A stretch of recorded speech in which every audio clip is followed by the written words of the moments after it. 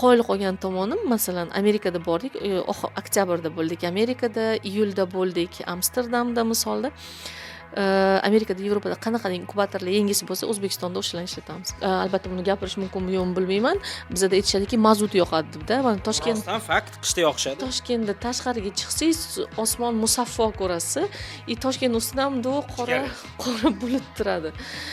Afsuski, storieslarimda shuni qo'yganman. Bu biz reproduktologlarni, bemorlarni sonini oshiradi. Xo'p, endi natija bilan ham maqtana olasizlarmi? Masalan, Bemalol Qozog'istonga, Turkiyaga. bemalol maqtana olamiz, ochiq oydin maqtana olamiz. Masalan, biz hozir 3 yil taxminan ishlaydigan bo'lsak, bizda 370 tadan ortiq farzand tug'ildi. Ekologiyaga, masalan, bizdagi tutundan tashqari yana nima? Masalan, dengiz yo'qligi ham qanaqadir rol o'ynaydimi? Dengiz yo'qligi, Agar biz sohil bo'yida joylashgan shahar yoki davlat bo'lganimizda boshqacha bo'larmidi? unda biz umuman qirilib ketardik. Ya'ni UZIda ko'rayotganimda ayolni, agar bu ayolda qo'rquv bo'ladigan bo'lsa, mana birinchi marta qabulimga keldi, yo'q qo'rquvi bor, yo'q bu yoqda qaynonalari kutib o'tiribdilar-da, tam polikistozidan qo'rqib va hokazo. Sekin gapirtiraman. Bachadon toshdek qotgan bo'ladi. Mana shunday toshdek.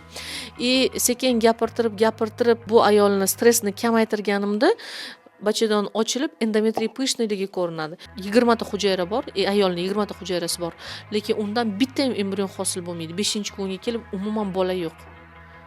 Yo'q, to'xtab qolgan. O'zimizning ishimizga 100% garantiya beramiz. Ya'ni sifatli qilishga biz bunda zainteresovaniz. Siz homilador bo'lsangiz, sizdan yana keyin 10 ta odam keladi.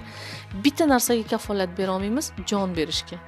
Jon berish bilan ruh berishni hali meditsinaga berilmagan.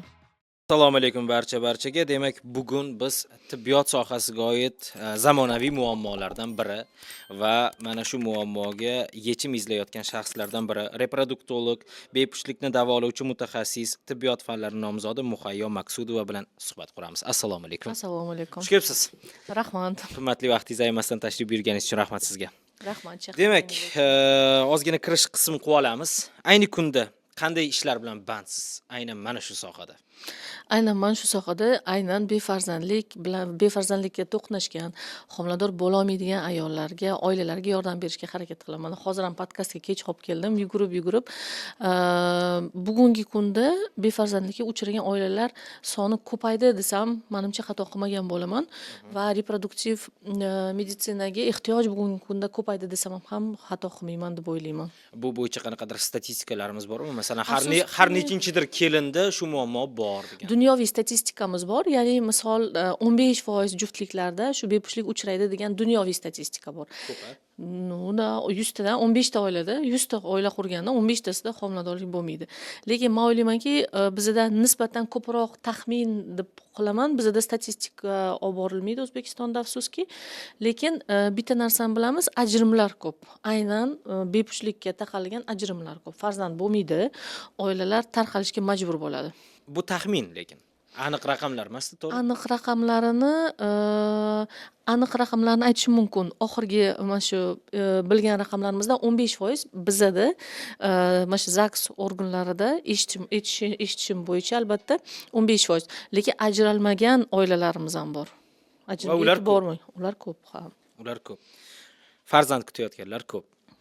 Demak, endi keling bir chetdan boshlaymiz. O'zi buni eng katta sababi nima? Ya'ni deylik, o'zbekistonliklar eng ko'p aynan qaysi muammo sabab bu problemaga kelib qolishadi? Bilasizmi, biz viloyatda bitta aniq ildizni ayta olmayman, lekin biz har xil viloyatlarda yuramiz, misol qabul qilib. Biz misol vodiy tomonga borsak, bunda ko'proq ayol faktori va bachadon naylari o'tuvchanligi bilan muammo bor. Uni negizida infeksiya yotadi. Misol biz Samarqand viloyatida bo'ldik, u qabullarimizda ayolda tuxumdonda zaxirasi kam muammolarni uchratdik. Misol Xorazm, Nukus u tomonlarda erkaklik faktori bor, ya'ni urug' foizi sifati kam. Men o'ylaymanki, endi tajribamga qaragan holatda har bir viloyatda o'zini qanaqadir faktori bor. Ya'ni nima bilan bog'liq opa? Misol, Zarafshon, Navoiy yoki Olmaliq kon bilan ishlaydigan, zaharlash moddalar bilan ishlaydigan o'sha yerda zavodlar bo'lgan joyda ekologiya bilan bog'liq muammo. Ya'ni ayol va erkak organizmi zaharlanadi va bizda eng nozik hujayralar bu urug' hujayralari hisoblanadi. Ayol urug' hujayrasi, erkak urug' hujayrasi va bu holatda embrion hosil bo'lmaydi, ya'ni bola hosil bo'lmaydi. Xuddi ximiyoterapiya olgan holatdek. Ya'ni kimyoterapiya olsa organizm zaharlanadi va homilador bo'la olmaydi.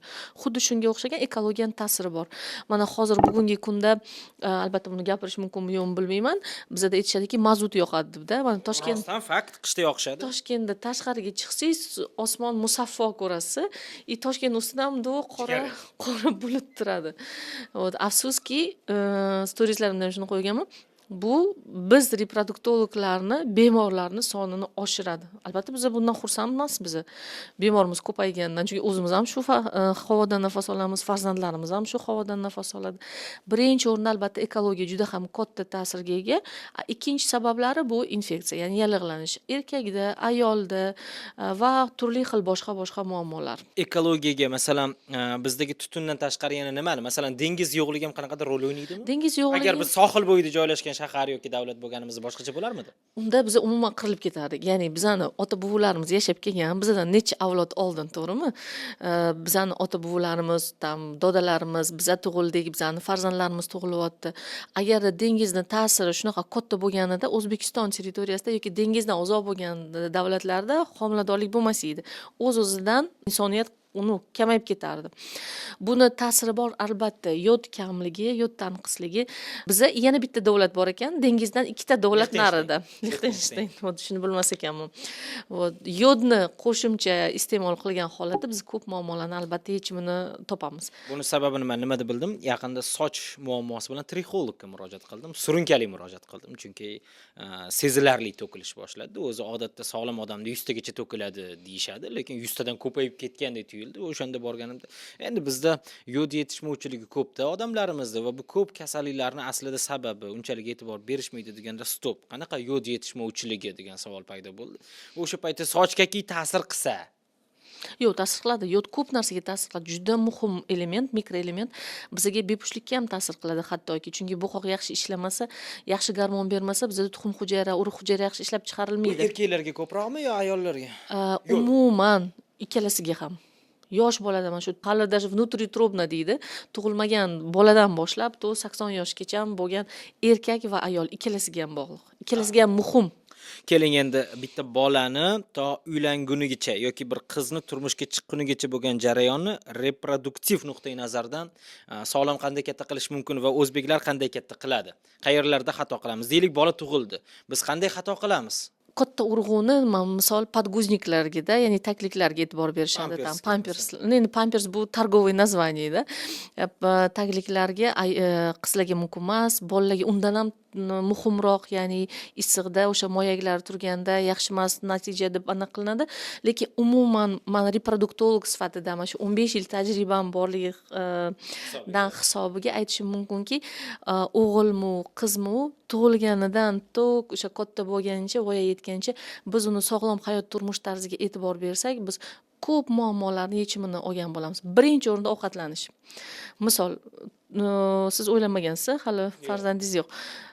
Jiyanlaringiz bor-da, misol jiyanlaringiz bor, qo'shnilaringiz bor, itagidali.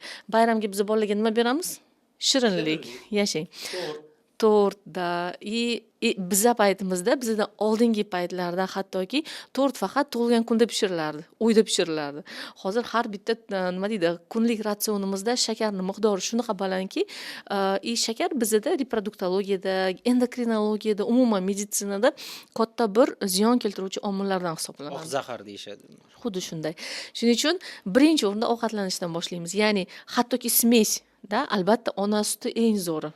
Ona suti bo'lmaganda smes berishga majburmiz. Lekin smesdan ham tezroq chiqib ketishimiz kerak va tabiiy ovqatlanishga o'tishimiz kerak. Keyin qarang, uzr, shu joyda ozgina gapingiz bo'laman. Masalan, bo'tqa deymizmi? O'zbekchasiga sal qo'pol eshitilsa ham bo'tqa bo'ladi. Mana shu bo'tqadan keyin bola tez semirib ketadi-ku, tabiiy sutga qaraganda. Bu zarar emasmi? Zarar albatta. Bo'tqa bu nima? Bu tez hazm bo'ladigan uglevodlar. Ya'ni shakarni bir turi bunday olib qarasangiz. Особенно manniy kasha deymizda, mana bog'chada beramiz, uyda ham berardik. Shu paytgacha tushunmaganmiz, lekin bugungi kundagi meditsina aytadi, bola ratsionida qand miqdorini pasaytirish kerak bo'ladi. Maksimal darajada pasaytirgan holatda bu sabzavotlar, oqsillar, go'sht, tuxum, tovuq, baliq, hamma sabzavotlar O'zbekiston bozori juda ham boy. Bizning bozorimiz ham sifatli, ham arzon, ham juda mazali hamma produktlarimiz. Mahsulotlarimiz. Lekin ba'zi payt o'zimiz erinamiz, bo'tqa pishirib beramiz, kashi eritib beramiz. Bu albatta bolani ham semirishiga, gormonal o'zgarishlarga keyinchalik ta'sir ham qilishi mumkin ehtimoli bor. Mayli, bola katta bo'ldi, chaqaloq katta bo'ldi-da, bog'cha chiqdi, уже maktab chiqdi. Maktabda nima yeydi bola? Atrofida bo'lgan narsani. Tez tayyor bo'ladigan mahsulotlarni Xuddi shunaqa fast food, tez tayyor bo'ladigan mahsulot. Mayli u kattaroq bo'ldi. Bizani mas'uliyatimizda albatta o'sha bolaga to'g'ri ovqatlanish prinsiplarini o'rgatish. Ya'ni ratsioningda tarelkang bo'ladigan bo'lsa, likopchang bo'ladigan bo'lsa, yarmisi bu sabzavot bo'lishi kerak. Pishirilgan, pishirilmagan, xom, salat и так далее. 4dan biri bu oqsil mahsulotlari, go'sht, tuxum, tovuq, baliq, 4dan biri bu uzoq hazm bo'ladigan uglevodlar. Grechka, perlovka, moch, no'xat shunaqa narsalarda. Вот buni, конечно, nima deydi, sekin-sekin shunga kelamiz, xudo xolisa. Bu ratsionga o'tish qiyin, chunki hozir sanab bergan bu to'rtlik ko'plab xonadonlarda amal qilib yeyilmaydi. Biz yeydigan ovqatlarimiz umuman juda qiyin. Boshqacha. Lekin bizda imkon bor. Nima uchun? Chunki O'zbekistonda bu narsalar arzon va mazali va sifatli. Yuramiz Yevropada, masalan, Amerikada bunaqa bizdagi mahsulotlar birinchidan qimmat. Вот ekologik, toza, organik food qimmat hisoblanadi. Uni faqat boylar o'ziga anaqa nima deydi, imkonni позволить qila oladi-da. Вот, bizda bor. Lekin bizda madaniyat boshqacha. Biz xamir ovqat yaxshi ko'ramiz. Ishlab chiqarilgan mahsulotlarga o'chiramiz-da. Yo'q, u endi keldi bizga. Oldindan biz nima yerdik? Xamir ovqat yerdik, non yerdik, ko'p. Yaxshi ratsionda non bilan non, xamir ovqat, manti, norin, anaqa xonim и так далее. Nima uchun? Потому что ota-bobolarimiz ketmon chopgan, yer chopgan. Bizda hozir unaqa harakati yo'q, oldingilarga nisbatan solishtiradigan bo'lsangiz.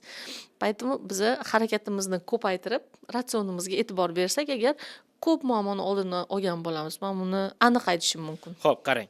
Biz hozir bir martalik tagliklarni muammo sifatida ko'rsatdik.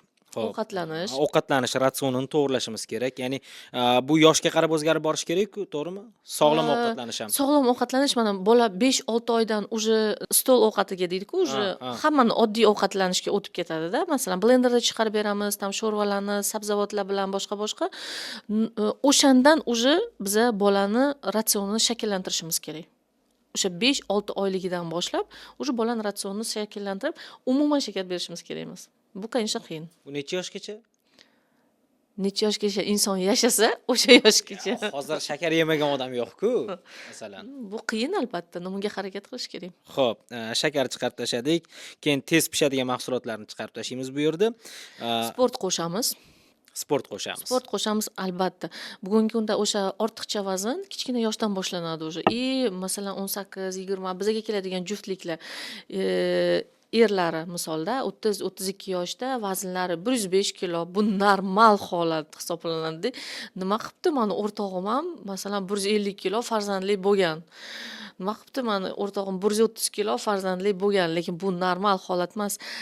Analizlarni ko'radigan bo'lsak, shu insonni misol bu inson organizmi 70 yoshli chollarning organizmida insulini baland, qand miqdori baland, jigardagi biokimik o'zgarishlari juda ham keskin.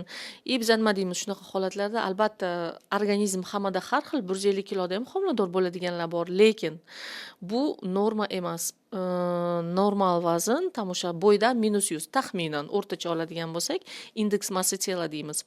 Bu qanchalik inson vazni nima deydi, mushak hisobiga ko'proq bo'lsa, shunchalik inson sog'lom hisoblanadi. Xo'p, biz semiz jamiyatmizmi? Ha. Faktik jihatdan ko'p-a? Statistikani men sizga aytolmayman, chunki bizda statistika yo'q endi kelayotgan mijozlarning orasida, keladigan bemorlar ichida 100% ha. 100%.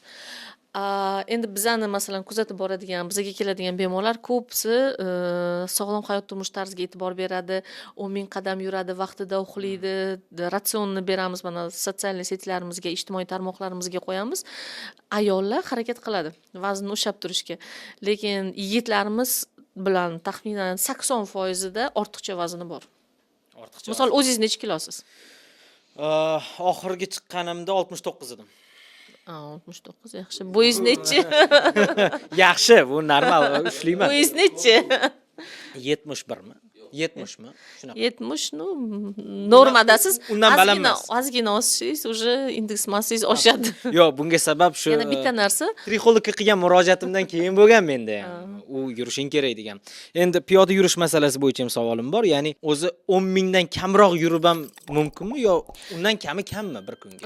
Chunki bugungi kunda ko'plab erkaklar ham ayollar ham qanaqadir zavodlarda ishlamaydi, konda ishlamaydi, jismoniy mehnat emasda, ko'pchilik kompyuterda o'tirib ishlaydi va tabiiy ravishda siz ovqatlandingiz, o'tirib ovqatlandingiz va keyin yana yotdingiz. Yo kechgacha kompyuterda o'tirib ishladingiz va yana yotdingiz. Tabiiy ravishda qorin chiqib ketadi. Ya'ni shu narsalarni oldini olish uchun. 10 ming qadam kun davomida yuriladi. Bir martada yurilmaydi albatta, lekin 10 ming qadamdan kamrog'ini nima deydi, VOZ mana sog'liqni saqlash dunyoviy anaqa Всемирная организация здравоохранения 10 ming qadamni aynan maslahat beradi. Bu taxminan 7 kilometr bo'ladi. Taxminan 1,5 soat mobaynida yuriladi. 1-1,5 soat tezligingizga qarab. Lekin aynan shu 10 ming qadamni effekti juda katta tasdiqlangan. Da albatta yurishingiz mumkin 1,5 ming, 3 ming, 7 ming.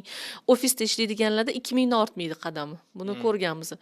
Вот, sal ozgina harakat qilsangiz 5 ming, 7 mingga chiqasiz, lekin вот 10 ming har kun yuradigan bo'lsangiz, bu bir oyda normal vес tashlab qo'yadi. Zo'r tashiydi, da.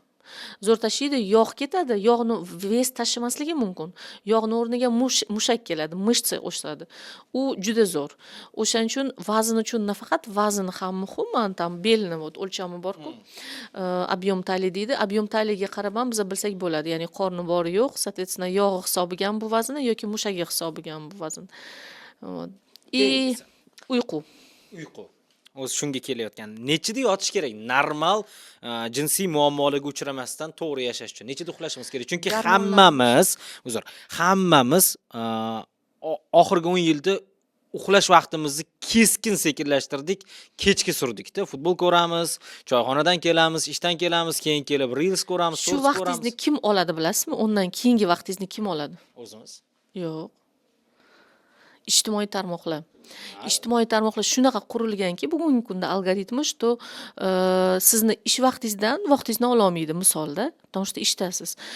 Ishdan keyingi aynan uyqu vaqtingizga ijtimoiy tarmoqlar o'zini nima deydi, vaqtingizni o'g'irlashga harakat qiladi. Albatta bu tez удовольствие beradigan, tez lazzat beradigan dopamin gormoni ishlab chiqariladi. Bu scrollingda qaradingiz, tam mashinani ko'rdingiz, yana bir nima kuldingiz, Vine ko'rdingiz, yana bir nima ko'rdingiz, yengil dopamin. Ya'ni dopamin bu baxtlilik gormonini chiqaradi. U tez paydo bo'ladi va tez yo'qoladigan narsa. Shunga biz o'rganib qolamiz scrollingga. Ijtimoiy tarmoqlar aynan shu uyqu vaqtingizga o'zini tashlanadi. No, xullas, vaqtingizni olishga harakat qiladi. Biz uchun dinimizda ham bor bu narsa, meditsinada ham bor narsa. 10 da uxlash shart. Nima uchun? Aynan 11 dan 2 gacha bo'ladigan vaqtda bizda melatonin gormoni, ya'ni stress ustuvchilik gormoni, stresslarni pasaytiradigan gormon, kortizolni pasaytiradigan, adrenalinni pasaytiradigan gormon ishlab chiqariladi va qolgan gormonlarimiz ham muvozanatga keladi. 11 dan 2 gacha uxlamadikmi, demak kortizolimiz baland, ertasiga insulinimiz baland, ertasiga bizning ishtahamiz ochiladi, insulin ovqat talab qiladi, chunki dinimizda ham bu narsa bor. Aytilganki, payg'ambarimiz shomdan keyin gaplashmaslikka, yig'inlar qilmaslikka harakat qilganlar. Ya'ni shomdan keyin sekin o'sha uyquga harakat. Buning uchun bizga nima muhim? Birinchi o'rinda telefonni o'chirish, gadjetlarni o'chirish. Buni albatta biz qilmaymiz, chunki kuni bilan ishdaydik. U yoqda сообщениялар bor, u yoqda SMMga javob berish kerak. Ketgan xabarlar bor-da. Chiroq, masalan, ko'zga tushadigan o'sha любой chiroq, ko'chani fonarini chirog'imi yoki telefonni chirog'imi, u zrительный nerv orqali nervni sistemani возбуждать qiladi. U ham rol o'ynaydi. Ya'ni masalan 9-10 dan keyin siz o'sha pardalarni yopib blackout shtori deydi-ku, pardani qop-qorong'i qiladigan xonada uxlashingiz kerak.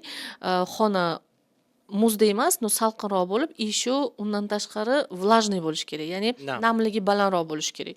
Shunda biz chuqur uyquga kiramiz. Глубокий sonda qancha biz chuqur uyquda yaxshiroq uxlasak, biz restart, kompyuterni o'chib yurayotganga o'xshab, organizm restart bo'lib, ertasiga bizga yaxshi ishlab beradi. Vaholanki kompyuterni misol bir hafta o'chirmadingiz-da, o'z-o'zidan u sekinlasha boshlaydi, virus tushadi yoki oldin ishlatardik-ku kompyuterlarni qanaqa перезагрузка qilardik-da. Mana shu перезагрузка bo'lmaydi organizmda xullas. Xo'p, qarang. Bu ham bitta problemami? Men o'zimda bor narsani so'rab olish shu joyiga kelganda, men tinchlikda uxlamayman. Rostdan. Xona tinch bo'ladi-ku, umuman uxlamayman. Qanaqadir tinchlikni shovqini qulog'imga yorib boraydi deydi va balki bu problemadir, bilmayman. Kiraman, keyin Telegramga qaysidir bitta podkastda MP3 qilib, shuni gapirtirib qo'yib uxlayman. Keyin bir uyqudan uyg'onib, pauzani bosib, yana uxlashni davom ettiraman. Bu ko'p holatlarda asab sistemasi перевозбужденный deydi-ku, o'zbekcha nima deydi, yordamlashasizlar endi. Buzilishimi? Перевозбужденный, masalan, возбуждение bo'ladi. Перевозбуждение desa, masalan, bola ko'p o'ynavorsa yoki перевозбуждение нервной системада, asab sistemasini o'zini misol chegarasi bor. Qanaqadir stresslarni misol oldi, lekin miqdoridan baland bo'lgan stresslarni olsa, u boshqacha ishlab boshlaydi. Перенагрузка xullas. Nagruzkasi oshib ketsa, ortiqcha nagruzka bo'lsa asab sistemaga, shunda tinchlikda uxlamaydi. Uxlaganda oyog'i titrab qoladi. Sindrom возбужденных ног deydi bunaqa holatlarda. Bunaqa holatda biz nima maslahat beramiz? Magniy qo'shimchasini uxlashdan oldin iste'mol qilishni. 400 mg misol glitsinat magniy sizni tinchlantirishga harakat qiladi.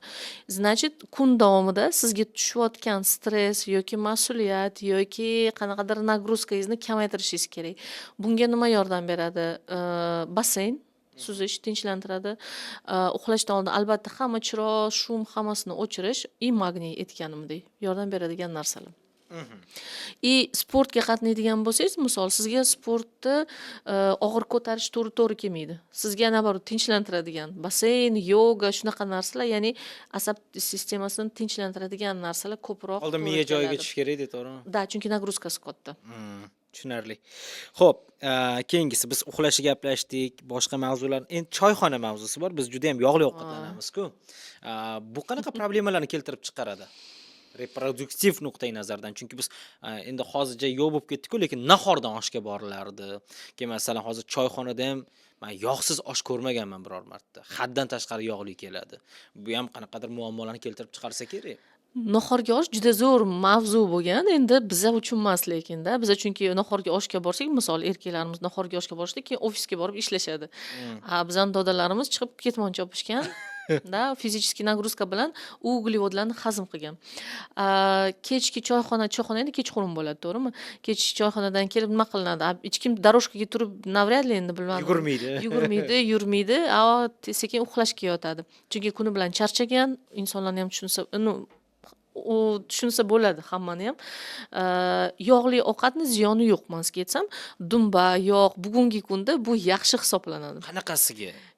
Chunki yog' bilan dumbadan xolesterin bizga organizmimizga tushadi va bu xolesterin yetarli miqdorda, ya'ni ortiqcha emas albatta, yetarli miqdorda, normal miqdorda tushganda bundan testosteron va estrogenlar hosil bo'ladi. Bizga reproduktiv tizimimiz uchun juda muhim bo'lgan gormonlar ishlab chiqariladi, aynan xolesterindan. Xolesterin kam bo'lsa, demak testosteron kam, estrogen kam va hokazo. Bizda kamlik yo'q, hech kimda O'zbekistonda, xavotir olmang, yetarli da. Shuning uchun choyxonani minus tomonlaridan birinchisi bu kech ovqatlanish. Chunki choyxonadan keyin hech bo'lsam 4-5 soat yana uni hazm qilib, yurib, energiyaga yana qilishimiz kerak. Ikkinchisi bu albatta kaloriyaga boy ovqatlar. Choyxonada PP ovqat yemaysizlar, to'g'rimi? Salat yeb o'tirmaysizlar, kurinni grudka bilan. Shuning uchun ikkita omil reproduktiv tizimga ta'sir qiladigan. Nima? Ortiqcha vazn. Asosiy muammo. Bo'ldi, boshqa muammo yo'q. Keyin energetik ichimliklarga qaram bo'lib qolishchi? Buni qanaqa ta'siri bor? Energetik ichimliklarga eng minus tomoni energetik ichimliklarning tarkibidagi qand miqdori. Eng katta minusi. Yana o'sha qandga qaytamiz. Bizda masalan qabulimizga keladi-da, misol juftlik. Sразу aytamiz, mana xotin ikkalanglar bugundan boshlab to'g'ri ovqatlanishni boshlaysizlar, yemaysizlar. Non, shirinlik, xamir ovqat, kola, fanta, shokolad, energetiklar yemaysizlar deymiz. Shunda sразу ayollari erlariga qarab, ana energetik ichmas ekansiz, kola ichmas ekansiz, shirin napitklar ichmas ekansiz deysiz. U ichimliklarda zavisimость deydi-ku, bog'lanib qoluvchilik hissiyoti bor. Nimaga bog'lanamiz? Xumor. Shakarga bog'lanamiz faqatgina. Shakar bizga nima beradi? Опять-таки dopamin, serotonin, ya'ni baxtlilik gormonini beradi. U baxtlilik gormoniga biz erishishimiz mumkin. Qachon? Sport zalda 1,5 soat ishlasangiz, da zo'r, o'zingizni yengil, baxtli, ko'p ishni qilgandek his qilasiz, lekin bu qiyin albatta. Undan ko'ra bitta energetikni ichib, energiyaga ham to'lib, baxtlilik gormonini his qilgan yaxshiroq. Shuning uchun birinchi o'sha ichidagi tarkibidagi energetikni ziyonli bo'lgan omil bu shakar. Hozir biz ratsionni gaplashdik, yashash tarzini gaplashdik. Endi ota-onalar ko'rayotgan bo'lsa, ular ham diqqatga olish kerak bo'lgan bir mavzuni so'ramoqchiman. Deylik bir ota-ona hozir bizni suhbatimizni ko'ryapti va ularni shartli ravishda deylik 8-9 yoshdagi o'g'li yoki qizi bor. Ular necha yoshdan jinsiy hayotni to'g'ri yo'lga qo'yish uchun shifokorga olib borish kerak? Chunki bizda odatda maktab olib bormasa yo bog'cha olib bormasa yoki qanaqadir o'zini sinfdoshlari, jamoadoshlari bilan qo'shilib borilmasa, ota-ona olib borganini u qadar ko'rmagan. Ota-ona boya aytganimdek, bolani уже tug'ilganidan e'tibor berish kerak. Hattoki tug'ilganda emas, ona homiladorlik paytidan e'tibor beradi-da. Bizda bor ba'zi bir dori vositalar yoki yeydigan ovqatlarimiz уже ona qorinda bo'lganda farzandga ta'sir qiladi. Uni aynan reproduktiv tizimiga ta'sir qiladi. Misol gormonal dorilar. Keyin bola tug'ildi. Yana o'shanga qaytamiz.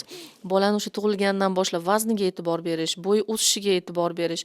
Agar bu bola endi bugungi kunda internet bor, internetdan qarash qiyin emas albatta, lekin o'sha 12 yoshda qizlarni ginekologga yoki bolalarni urologga ko'rsatish men o'ylayman to'g'ri deb bilaman. Chunki programmamizda bor, O'zbekiston programmasida chaqaloqlarni o'sha kichkinaligidan hali pediatr ko'radi. Osmotr qiladi, tam moyaga tushdi, tushmadi, u narsalar bor. Вот men boshqa narsaga e'tibor bergan bo'lardim. O'zbekchilikda to'xtaladigan bo'lsak, misol kelin yangi xonadonga keldi. U kelin bechora hijolatda, hammani ovqatini qildi, tam idish tovoni yuvdi, chiqib yotishga aynan uyquga e'tibor berishlarini. Ya'ni misol bu xonadonda odat bo'lsa, soat 1-2 gacha televizor ko'rishda aynan shu juftlikni, yangi kelin kuyovni vaqtliroq uyga kiritish kerak.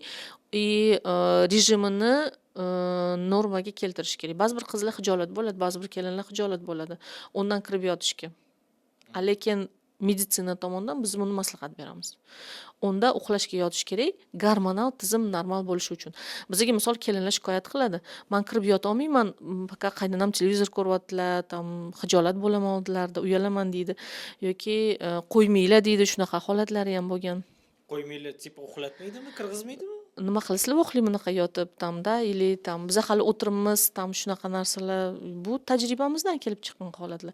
O'sha uchun misol qaynonalar bilan keladigan bo'lsalar, qaynonalarning oldilarida shunga urg'u beramiz.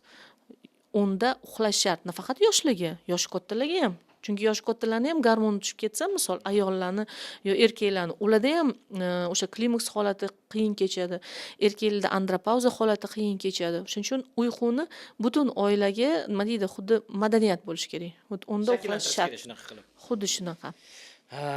Hurmatli onalar, agar bizni ko'rayotgan bo'lsangiz, to'g'ri tushuning. Bu qanchalik uyatli bo'lsa ham, boshqa bo'lsa ham. Uyatli emas, uxlashga. Endi o'zbekchilik dedingiz-ku, uyalishadi. Xo'p, endi keyingi mavzu, men bitta mavzu va undan keyin boshqa jarayonga o'tib ketmoqchiman.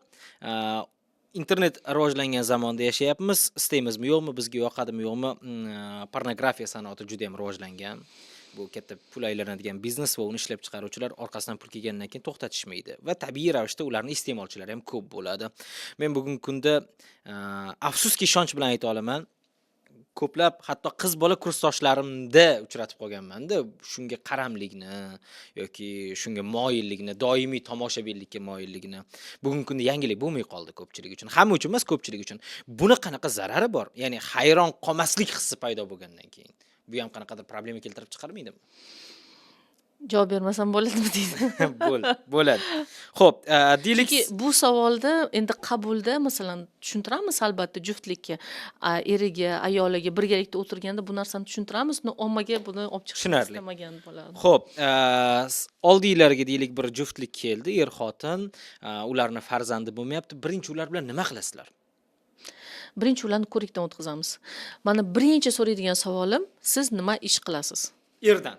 Eridan ham, ayolidan ham. Aha. Misol, mana bugungi tajribamni, bugungi bemorlarim esimga keldi, shuni aytib berishim mumkin. Ustaman dedilar. Ustaman, mebel yig'aman dedilar-da. Shuni ko'z oldimda yaqinda remont qilgan edik. Ustalar esimga keldi. Ustalarimni ko'p qurt yeydi, e'tibor berdim. Ichadigani kola.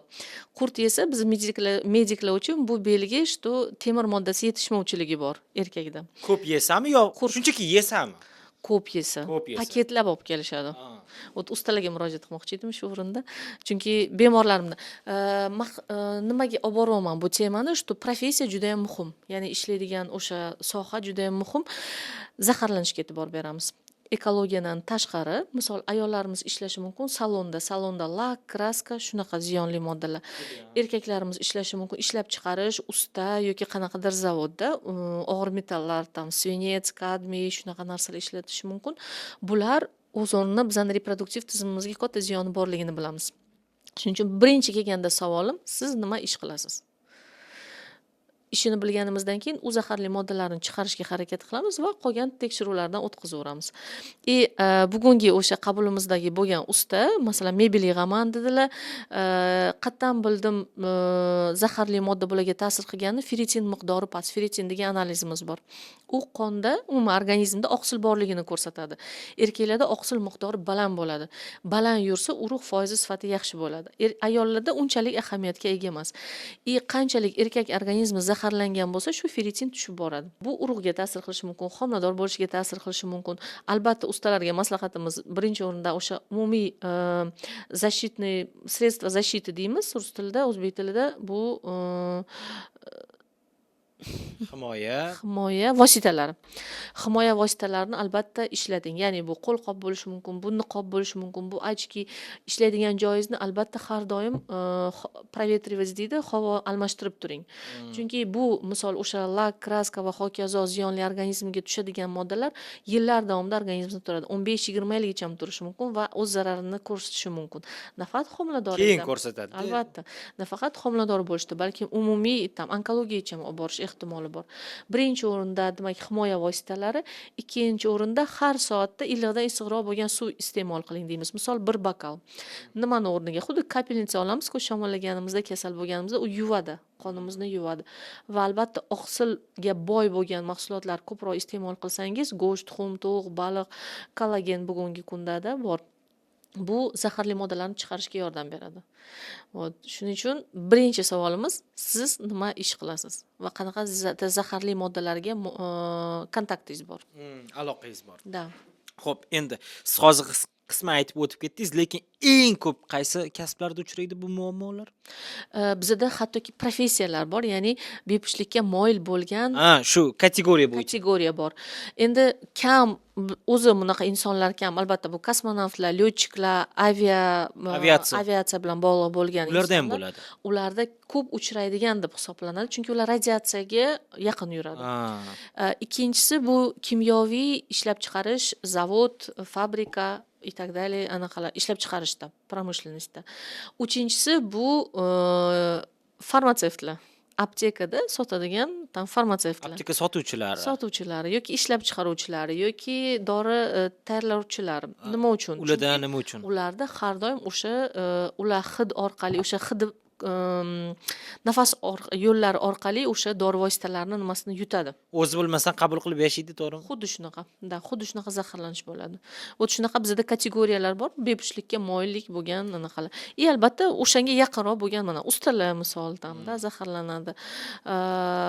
Tipo masalan og'ir ko'taradiganlar. Yo'q. Bular qo'shilmaydi u spiskaga. Yo'q. Nabarot. Odamlarda shunaqa tushuncha bor-ku. Bizda tendensiya, что sal ish ko'proq qilib qo'ysa, sal fizik jismoniy harakat qilsa yomon. Nabarot, yaxshi. Qancha ko'p jismoniy harakat qilsa, organizm tiklanadi, yangilanadi. Aha. Mana suhbat qildinglar, kasbini so'radingiz, deylik aytdi. Yana nima protseduralar bo'ladi? Albatta, bizniki umuman juftlik homilador bo'lishi uchun 3 ta omil eng muhimlaridan biri hisoblanadi. Birinchi o'rinda bu erini urug' foizi sifatida yaxshi bo'ldimi, bo'ldi, ularni chetga surib qo'yamiz. Ikkinchi o'rinda ayolda bachadon naylari o'tuvchanligi. Buni rentgen orqali bilsak bo'ladi. Va uchinchi o'rinda bu ayolda ovulyatsiya bo'lishi, ya'ni tuxum hujayra yetilib yorilishi har oy. Endi bu yuzaki qilib, umumiy qilib olgan holatda 3 ta omilni tekshiramiz. Shu yaxshi bo'lsa, demak sal chuqurlashamiz. Chuqurlashamiz bo'ladi, holat biz bila olmaymiz sababini. Butun dunyo o'sha Sog'liqni saqlash vazirligi aytadiki, taxminan 15-20% sababsiz bepushtlik bo'ladi bizada. Prosta hammasi yaxshi. Urug' foiz sifati yaxshi. Ovulyatsiyasi, ya'ni har oy hujayra yetilishi ayolda yaxshi. Bachadon naylari o'tuvchanligi zo'r, muammo yo'q. Lekin homiladorlik yo'q. Bunaqa holatlar neostomogeneza yoki sababsiz bepushtlik deyiladi. Bu holatlarda albatta biz eko amaliyotini bajarishga harakat qilamiz. Eko orqali ayollar homilador bo'ladi, juftliklar. Inseminatsiya jarayonini qilamiz. Xullas, 3 ta omil kerak ayol homilador bo'lish, juftlik homilador bo'lish uchun. Urug' sifati past bo'lsa, uni ko'tarish uchun nimalar qilish kerak, masalan? Birinchi o'rinda sog'lom hayot turmush tarzi. Birinchi o'rinda. Agar ortiqcha vazn bo'lsa, vaznni kamaytirdik, vaqtida uxlashga yotdik, sport bilan shug'ullandik va qo'shimchalarimiz bor. Vitamin D, sink beramiz, urug' sifati foiziga qarab va biokimik tahlillarga qarab, organizmni tahlillariga qarab. Misol, urug' foiz sifati zo'r, lekin qand miqdori baland. Glikerovniy gemoglobin degan bizda analiz bor. 3 oy davomida qand miqdori oshganini ko'rsatadi. Qand miqdori baland bo'lsa ham urug' foiziga umuman e'tibor bermaymiz. Bunaqa narsa ayolda ham, erkakda ham organizm umuman sog'lom bo'lsa, sog'lom hujayra beradi. Bu sog'lom hujayradan sog'lom farzand tug'ilish ehtimoli bo'ladi. Vaholanki 150 kilo, 130 kiloli yigitimiz ila ayolimiz insulin miqdori baland, qand miqdori baland, homilador bo'lishga harakat qilyapti, homiladorlik bo'lmaydi. Faqat bu juftlik sog'lom tanaga qaytmasa, sog'lom tanadan hujayra bermaydi sog'lom va homilador bo'lish ehtimoli bo'lmaydi. Shuning uchun sog'lom tana sog'lom hujayra beradi. Bugungi kunda biz masalan reproduktologlarda faqatgina oldin qarardik, nima UZI gormonlariga yo'q. Umuman qaraymiz hammasiga. Sochidan boshlab, boshidagi sochidan boshlab oyoqdagi tirnog'igacha. Shu ham rol o'ynaydi. Albatta. Xo'p, endi eko jarayoniga keladigan bo'lsak, birinchi kirish qismi uchun u nima? Keyin qolganini davom ettiramiz. Eko amaliyoti ekstrakorporal urug'lantirish deyiladi va tanadan tashqarida urug'ni chatishtirib, embrion hosil qilib, bachadonga ekib, homilador bo'lish jarayoni. Ya'ni ayoldan urug' olamiz, erkakdan urug' olib, chatishtirib, embrion hosil qilib, bachadoniga ekib beramiz. Mana shu hammasi tanadan tashqari bo'lgani uchun ekstrakorporal, ya'ni tanadan tashqari urug'lantirish deyiladi. To'liq nomi shunaqa. To'liq nomi. 2019-yilda shu yerda aytib ketay. 2019-yilda prezidentimiz tashabbuslari bilan qonun O'zbekistonda tasdiqlandi, qo'l qo'ydilar. O'sha ishchi guruhda, ya'ni rabochiy guruhda biz ham bor edik. Komandamiz bilan birgalikda aholini reproduktiv sog'lig'ini saqlash to'g'risidagi qonun chiqdi. Yozishga biz ham yordam berdik, ishchi guruhda edik. O'shandan keyin O'zbekistonda qonuniy eko amaliyotini qilish ruxsat berildi. 2019 dan keyin. Da. Endi bu jarayon qanday amalga oshiriladi? Batafsilroq tushuntirib bersangiz. Buni ichida ham bir-biridan farq qiladigan jihatlar bor bo'lsa kerak. Albatta, da. Hammaniki bir xil olinadi, tayyorlanadi, bo'lmasa kerak. Muammosi turlicha bo'ladi-yu. Muammosi turlicha albatta. Bizda eko amaliyoti bor, XC amaliyoti bor. Bir-biridan farqi nimada? Eko amaliyoti demak, erkakda urug' sifati foizi yaxshi bo'ladigan holatlarda ayolni bitta urug' hujayrasiga erini urug'i tozalanib, qo'yib qo'yilganda o'zi chatishadi. Unga embriolog aralashmaydi. Urug' chatish, ayolni urug'i chatishdi, embrion hosil berdi, biza qo'yib berdik. Bu eko amaliyoti deyiladi. Agarda erkakda urug' foizi sifati past bo'ladigan holatlar bor yoki umuman urug' chiqmaydigan holatlar bo'ladi, moyakdan olinadi yoki urug' shtuchniy, ya'ni donali bo'ladigan holatlar bo'ladi. Bunda XC amaliyoti qo'llaniladi. Unda demak o'sha donali urug'ni bittasini olib, morfologik tuzilishi chiroyli bo'lgan, standartlarga to'g'ri keladigan urug'olni bitta ayol hujayrasiga inyeksiya qilishi ICSI deyiladi. Bitta urug'iga o'sha bitta urug' inyeksiya qilinishi ICSI amaliyoti, undan hosil bo'lgan embrion уже bachadonga ekiladi. Albatta, bunda ham eng muhim narsa ayol va erkak organizmi, tanasi sog'lom bo'lishi. Sog'lom bo'lsa, gormonal tizimi, biokimik tizimi erkakda va ayolda, demak shunda bizda sog'lom embrion bo'ladi. Biza misol olamiz, ba'zi bir holatlarda 20 ta hujayra bor, ayolning 20 ta hujayrasi bor, lekin undan bitta ham embrion hosil bo'lmaydi. 5-kunga kelib umuman bola yo'q. Yo'q, to'xtab qolgan hammasi o'sishdan. Biza bilamiz, demak mana shu necha yil yashagan shu juftlik, 5 yil yashagan birga, 6 yil yashagan birga, umuman bola hosil bo'lmagan. Embrion hosil bo'lmagan. Ba'zi bir holat bo'ladi, yaxshi. 5 ta 6 ta hujayra oldik ayoldan. Chatishtirganimizda 3 ta 4 ta embrion bo'ldi, qo'yganimiz bilan ayol homilador bo'ladi. Demak, yo'lida qanaqadir muammo bo'lgan deb taxmin qilamiz. Ya'ni bachadonning o'tuvchanligi buzilgan, bularda bola hosil bo'lgan, lekin bachadonga tushmagan. Ya'ni eko bizga ham diagnostik, ham davolovchi metod hisoblanadi.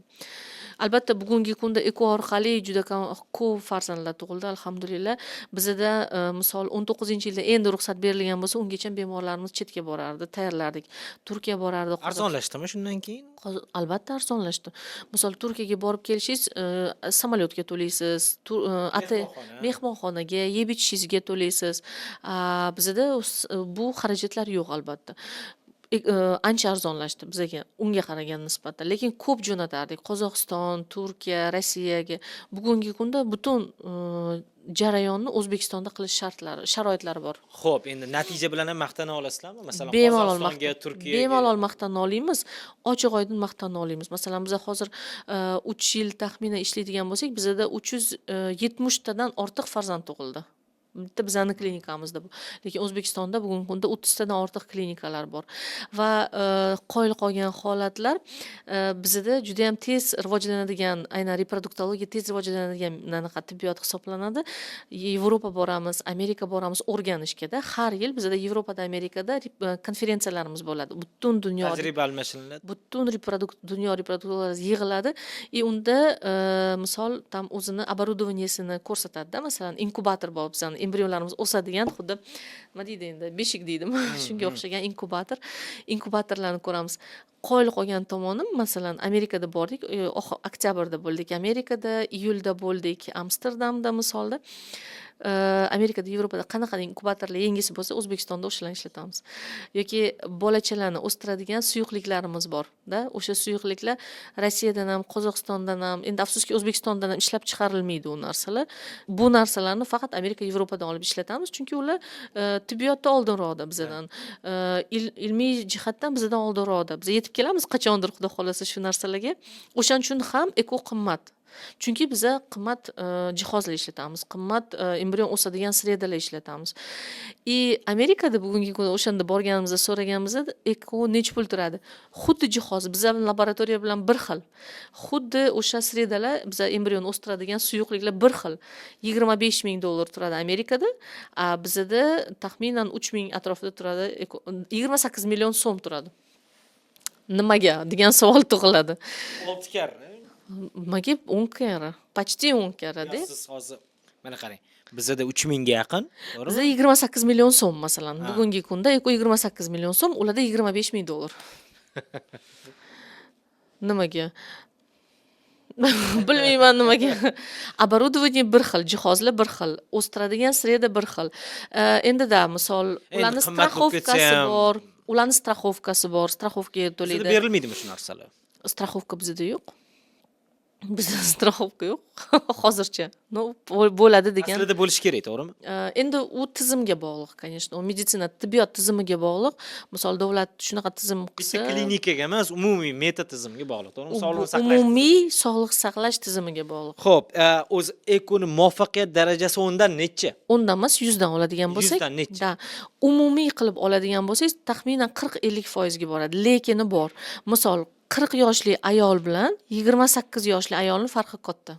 Undagi 100 bilan bundagi 100 yo'q, albatta. 40 yoshda biz taxminan 10-15% beramiz, maksimum. 10-15. 40 yoshda. 28 40gacha bo'lgan. To'xtang. 30dan 40gacha bo'lgan. 35 yoshgacha biza taxminan 70% berishimiz mumkin shans. Aynan. Tuxumdonlar zo'r bo'lsa, tam tabiiy homiladorlikda bilasizmi qanaqa foiz? Misol, sog'lom juftlikda eri sog'lom, ayoli sog'lom, farzandlari bor. Shu oy homilador bo'laman deydi. Misol, niyat qildi. Shu oyda bilasizmi necha foiz homilador bo'lish ehtimoli? Necha? 30. Ya'ni ekoda balandroq. Nima hisobiga? Потому что bitta siklda tabiiy ayolda bitta hujayra etiladi. Homilador bo'lish ehtimoli 30%. Biz ekoda ko'proq hujayra olamiz. 10 ta, 15 ta hujayra olamiz. So'taysa bizda homilador bo'lish ehtimoli balandroq. Xo'p. Yosh oilalar uchun yoki deylik ota-onalar uchun qanaqadir bir eksperiment tam o'tkazib turasizlarmi? Tibbiy eksperimentlar. Misol. Deylik, tayyor metodika bor, lekin men balki mamnaqa variantdan foydalanib ko'rarman, balki ish berar. Yo faqat foydalaniladigan metodologiyadan ishlatiladi. Integrativ yondashuv qilishimiz mumkin albatta. Mana hozir men sizga o'ziga moslashtirib, da. Endi bizani birinchi maqsadimiz, oliy maqsadimiz shu juftlik homilador bo'lishi va farzandli bo'lishida. Chunki O'zbekistonda farzand bo'lmasa, bu juda ham katta sotsial problema hisoblanadi. Bu qo'shnilar, qarindoshlar, butun jamiyatni bosimi his qilinadi bu juftlik tomonidan. Ya'ni ayol, особенно kelin uchun-da juda katta bosim. Shuning uchun biza qanaqa eksperiment qilmasak ham tezlashtirishga harakat qilamiz. Ya'ni shu oila tezroq homilador bo'lsin. Deylik, eko ham yordam bera olmaydigan holatlar bo'ladi. Bor albatta. Unaqa vaziyatda bemorlarga bu vaziyat qanday tushuntiriladi? Bu bir va undan keyingi davriy muolaja deymizmi? Keyingi protseduralar qanday o'tiladi bu ikki? Bizda reproduktologiyada va вообще umuman tibbiyotda bitta prinsip bor. Bu bemor bilan ochiqlik. Ya'ni bormi muammo, biz uni ochiq unga tushuntirishimiz kerak. Bemor o'zi tanlaydi. Misol bor, bachadoni yo'q ayolnida, bu ayol homilador bo'la olmaydi hech qachon. Nima qilsa ham? Nima qilsa ham, da. Bugungi kunda bor, конечно, transplantatsiya, bachadon transplantatsiyasi, hali keng rivojlanmagan misol. Biz ham bunga ochiq oydin aytishimiz kerak. Buni shanslarini, imkoniyatlarini, nima qilsa homilador bo'lishini yo bo'la olmasligini-da. Ya'ni biz patsient bilan har doim ochiq biza bekitmaymiz hech narsani. Chunki bu patsientni haqqi, uni bilish haqqi, huquqi, bilish huquqi. Aniq informatsiyani bilish huquqi. Shuning uchun masalan bor, misol erkaklarda urug'i nolda, tez amaliyoti orqali, operatsiya orqali urug'ini topa olmaymiz afsuski. Bunga ham aytishimiz mumkin. Yo'q, afsus, sen homilador bo'la olmaysan. Chet ellarda donatsiya programmalari bor. Ya'ni boshqa ayolning urug'ini ekish, boshqa erkakning urug'ini ekishda O'zbekistonda bunga ruxsat berilmagan. Masalan, bizning klinikamizda yo boshqa klinikalarda qilishga haqqimiz yo'q u narsani. Albatta, dinimizda ham bu narsa yo'q. Fatvo anaqaga markaziga borganmiz, fatvo markaziga ham bizga unga ruxsat bermagan. Shuning uchun juftliklarga ochiq oydin aytamiz. Misol, da, urug'ing yo'q, afsuski homilador bo'la olmaysan. Bu juftlik o'zi hal qiladi, o'zi uchun qanday yo'l tutishini. Ehtimol farzand asrab olish yoki donor programmaga chet elga ketish. Bu faqatgina shu oilani hal qiladigan nima deydi, haqqi. Deylik, masalan, nikohida bo'lmagan bir odamniki bilan qo'shib eko qilish mumkin emas, fatvo hay'ati ham ruxsat bermagan dedingiz-ku. Deylik, oila o'zaro kelishgan holda shunga qaror qilsa nima qilasizlar? Bemalol qaror qilishi mumkin, lekin biz qila olmaymiz. Farqi yo'q, ha? Farqi yo'q. Faqat ZAGS bilan. Masalan, bugun har kun priyomimda shunaqa patsientlar bor. Misol, birinchi oilasi bilan hali ajrashib ulgurmagan, lekin bu oilasi bilan hali ZAGSi yo'q. Men aytaman, da o'rtoqlar, men tayyorlashni boshlayman, muammo yo'q. ZAGS olib kelasizlar, keyin men sizlarga anaqa qilib beraman. Eko amaliyotini qilib beraman. ZAGSsiz bu juftlik hattoki birga yashasa ham, shar'iy nikoh deydimi? Din orqali shar'iy nikohi bo'lsa ham men qilishga haqqim yo'q, chunki ZAGSi yo'q. Bu bir-biriga begona inson hisoblanadi. Bu qanaqadir huquqiy muammolarni keltirib chiqaradimi? Albatta. Qonun tomonidan ruxsat berilmagan. Yaxshi. Xo'p, ekodan tashqari yana qanaqa davolash variantlari bor? Yo bu oxirgi chorami? Yo'q, bilasizmi, men shunga katta urg'u bermoqchi edim. Ekoni oxirgi chora deb bilish kerak emas. Masalan, menga bemorim yozyapti-da. Men подписчикim, obunachim. Men 12 yildan beri homilador bo'la olmadim, lekin ekoga qo'ynim bo'lmayapti. Qo'yningiz bo'lganda, уже sizga eko yordam bermasligi mumkin. Eko qila olmasligi mumkin. Конечно, tuxumdonda zaxira qolmasa, eko ham yordam bermaydi. Shuning uchun eko bu oxirgi etap emas. ekoni masalan ko'rsatma bormi qilish kerak. Eko jarayonida yetishmaslik yoki muvaffaqiyatsizlikka olib keluvchi asosiy sabablar qanday? Bormi o'zi bunaqa sabablar? Albatta bor. Birinchi o'rinda bu irsiyat. Agar irsiy muammolar bo'ladigan bo'lsa, naslda ayol tomonidan yoki erkak tomonidan bizda embrionlar hosil bo'lmaydi. Lekin hosil bo'lsa ham yoki irsiy muammo bilan hosil bo'ladi. Bu qanaqa, to'xtang, uzr. Agar irsiyatida muammo bo'lsa, bu odam o'zi bo'lmasligi kerak emasmi? Yo'q, yo'q. Bu tashuvchi bo'lishi mumkin. Ha. Bu tashuvchi bo'lishi mumkin. Misol, erda, ayolda tashuvchilik geni bor. Bular ikkalasi chatishganda, urug'i chatishganda, misol, u уже kasallik bo'lib, bolada namoyon bo'ladi. Tajribamdan kelib chiqadigan bo'lsam, masalan, bitta juftligimiz 5 ta homila yo'qotish bo'lgan. Ya'ni homilador bo'ladi, homilasi tushib ketadi, yo o'smay qoladi. Shunaqa 5 ta yo'qotish bo'lgan va eko amaliyotiga nima uchun bordik? Imенно o'sha embrionlarning genetikasini tekshirish, irsiyatini tekshirish maqsadida. Irsiyatini tekshirdik, 5 ta embrion hosil bo'ldi. Bittasi sog'lom chiqdi shuning ichidan. Bittasini sog'lom ekkanda farzandli bo'ldi. Ya'ni bu ayol masalan homilador bo'lardi, lekin 4 tasini ko'tara olmas edi. Tushib qolardi, o'smay qolardi va hokazo.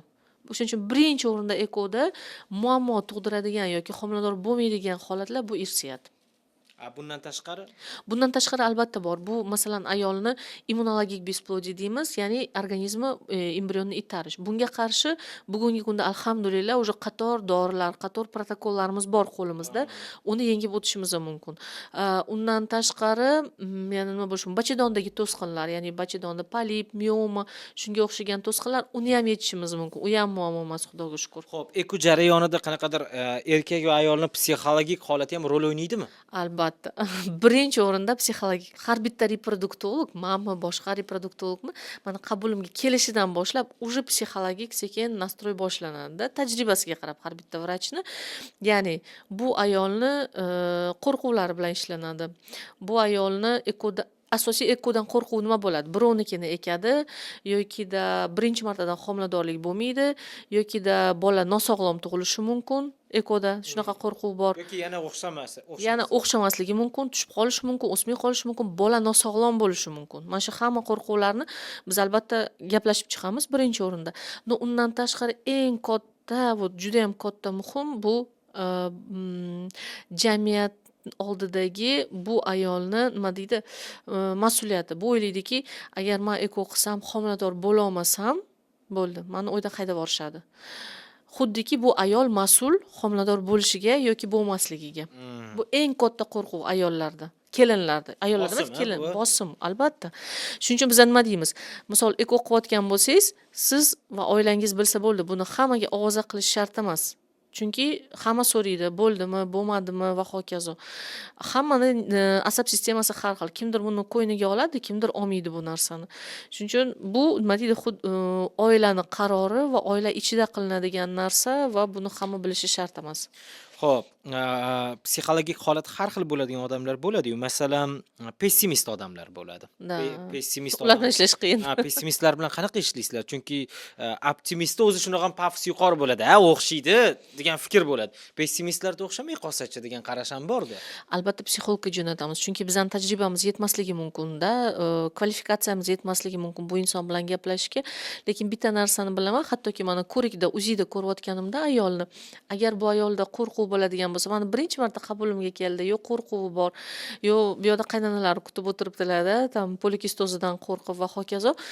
Sekin gapirtiraman. Bachadon toshdek qotgan bo'ladi. Mana shunday toshdek.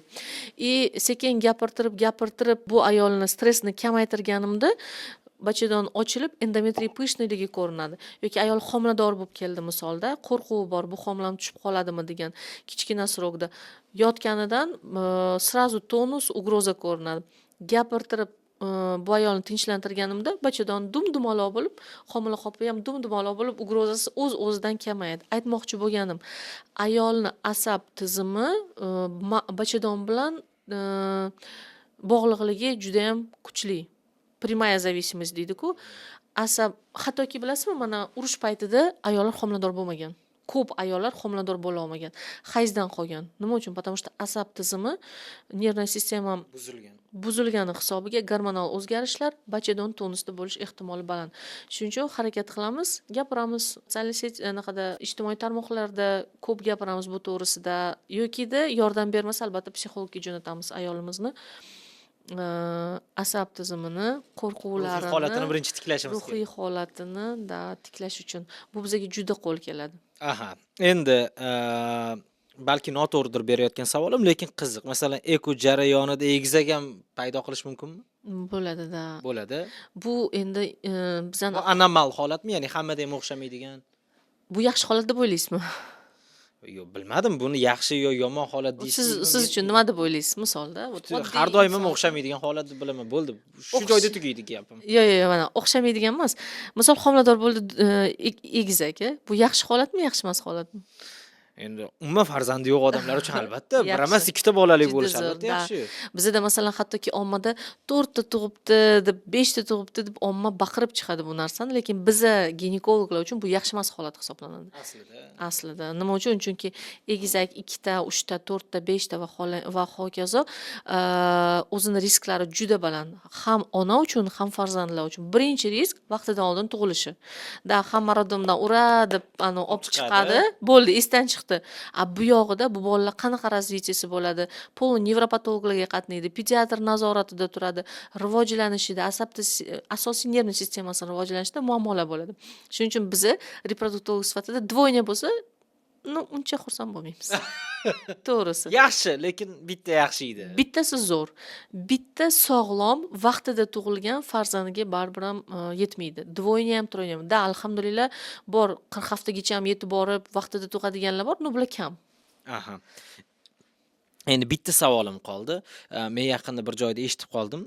Fact checking qilishga ulgurmadim, lekin eshitishim bo'yicha masalan Isroilda tipa reproduktologlar yoki shu befarzandlar borib foydalanishi uchun urug' banklari bormish. Bor. Siz borib sochini, ko'zini rangini zakaz qilasiz, tipa o'g'il bola bo'lsin, ko'zi ko'k bo'lsin, lekin sochi qora bo'lsin, burni bunaqa bo'lsin, qulog'i bunaqa bo'lsin deysiz. Siz aytgan narsalaringizni yozib olib, shunga qarab tanlab berishar ekan. Donorni da. Isroilda ham bo'lgan biz o'qishda. Bor narsa bu. Izoh qoldiraman. Demak, Isroilda umuman ekoni, masalan, 10 marta eko qilsa ham davlat to'lab beradi. Bepul. Umuman eko. Mana masalan bizda qimmat dedik, Amerikada bizdan qimmatroq dedikmi? Isroilning xalqi kamaygani hisobiga davlatni podдержкасы bor. Donorskiy programma, siz aytayotgandek, donorskiy programma bor. Ya'ni misol urug'i yo'q ayolni yoki erkakni shunda ular rasmi orqali yoki описаниеsi deydi-ku, o'sha belgilariga ma'lumotlari orqali ular tanlab olishi mumkin. Oliy ma'lumotli bo'lsin, misolda bo'yi baland bo'lsin, misol millatni ham tanlashi mumkin, qanaqa millat bo'lsin yoki qosh ko'zi hammasini tanlashi mumkin. Hattoki maktabdagi baholarigacha ham tanlashi mumkin. Shunaqa imkoniyatlari bor. Bu faqat donor programmalarida. Endi bitta savolim qoldi. Bir yilmi, yarim yil oldinmi O'zbek televideniyasida bir reklamalar urchildi. Farzandli bo'la olmayapsizmi? Marhamat, bizga keling. Qaysidir doktor yoki qaysidir klinikani reklamalari va ularda bir jumla ham ishlatilganiga guvoh bo'lganman. 100% natijaga kafolat beriladi degan reklama ketgan efirda, prime time'da ketgan. O'zi haqiqatdan biror bir klinika 100% natija bera oladigan darajada tibbiyot rivojlanib ketganmi? Bemorlar kelganda qanaqa garantiya berasiz deydi. Men shunday aytaman, biz o'zimizning ishimizga 100% garantiya beramiz. Ya'ni sifatli qilishga biz bunda zainteresovani biz. Siz homilador bo'lsangiz, sizdan yana keyin 10 ta odam keladi. Bitta narsaga kafolat bera olmaymiz, jon berishga. Jon berish bilan ruh berishni hali meditsinaga berilmagan. Yetarli. Bugungi suhbat uchun sizga alohida rahmatlarimiz, minnatdorliklarimizni izhor etamiz. Mijozlaringiz kam bo'lsin.